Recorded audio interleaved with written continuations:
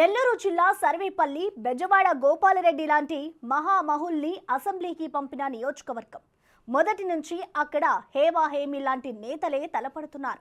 అయితే సర్వేపల్లి ప్రత్యేకత ఏంటంటే ఇప్పటిదాకా ఎవరిని మూడోసారి ఎమ్మెల్యేగా గెలిపించలేదు అక్కడి ఓటర్లు.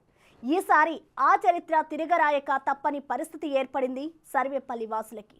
టీడీపీ నుంచి పోటీలో ఉన్న మాజీ మంత్రి సోమిరెడ్డి చంద్రమోహన్ రెడ్డి, వైసీపీ అభ్యర్థి మంత్రి కాకాని గోవర్ధన్ రెడ్డి ఇద్దరు మూడోసారి విజయం సాధించడానికి తలపడుతున్నారు. మరి రాబోయే ఎన్నికల్లో సర్వేపల్లి ఎవరికి జై కొడుతుంది?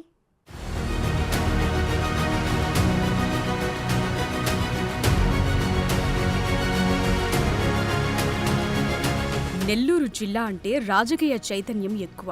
రాష్ట్ర దేశ రాజకీయాల్లో ఉన్నత పదవులు అధిరోహించిన నాయకులు చాలా మంది ఈ జిల్లాలో ఉన్నారు. ఒకప్పుడు కాంగ్రెస్ ప్రాబల్యమున్న నెల్లూరులో గత 10 ఏళ్లుగా వైసీపీ హవా కొనసాగుతోంది. గత ఎన్నికల్లో టీడీపీకి జిల్లాలో ఒక్క సీట్ కూడా దక్కలేదు.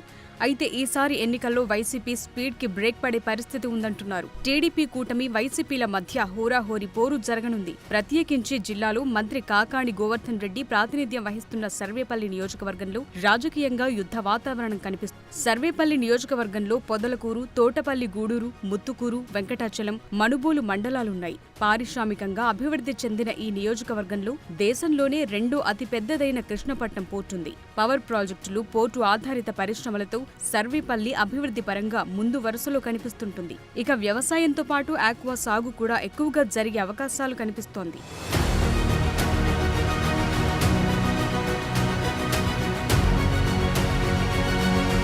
ఈ నియోజకవర్గంలో మొత్తం 2,31,837 మంది ఓటర్లుంటే అందులో పురుష ఓటర్లు 1,13,473, మహిళా ఓటర్లు 1,18,336. ఇప్పటి వరకు ఒక ఉప ఎన్నికతో సహా 15 సార్లు ఎన్నికలు జరగ్గా కాంగ్రెస్ 7 సార్లు, తెలుగుదేశం 4 సార్లు, వైసీపీ 2 సార్లు, సిపిఐ 1 సారి, ఇండిపెండెంట్ 1 సారి గెలిచారు.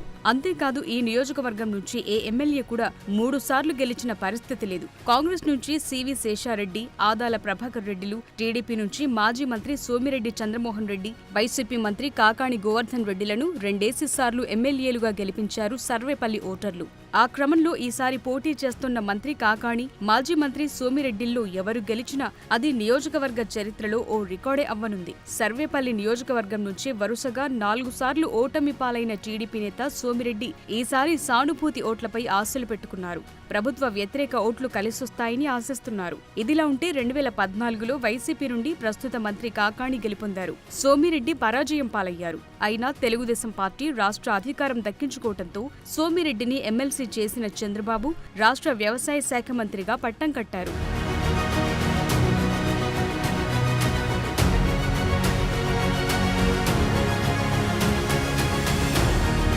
గత ఎన్నికల్లో సైతం సోమిరెడ్డిని ఓడించారు కాకాని. మంత్రివర్గ విస్తరణలో ఎమ్మెల్యే కాకానికి మంత్రిగా అవకాశం దక్కింది. అయితే వ్యవసాయ శాఖ పగ్గాలు చేపట్టిన కాకాని అధికార బలంతో కక్ష సాధింపులకు దిగుతున్నారని, రైతులకు కానీ వ్యవసాయ శాఖకు కానీ ఆయన చేసిందేమీ లేదని, అభివృద్ధి కంటే అవినీతి ఎక్కువగా జరిగిందని సోమిరెడ్డి ఆరోపిస్తున్నారు. కాకాని గోవర్ధన్ రెడ్డి మంత్రి బాధ్యతలు చేపట్టినప్పటి నుండి సర్వేపల్లి నియోజకవర్గంలో గ్రావెల్ మాఫియా, ఇసుక, తెల్లరాయి ఇలా దేన్ని వదలకుండా దోచుకుంటున్నారని సోమిరెడ్డి సత్యాగ్రహ దీక్షలు కూడా చేపట్టారు. ఆ క్రమంలో కాకానికి తొత్తుల్లా మారిన యంత్రాంగం తీరు మార్చుకోకపోతే తాము అధికారంలోకొచ్చాక వారి పని పడతామని హెచ్చరిస్తున్నారు.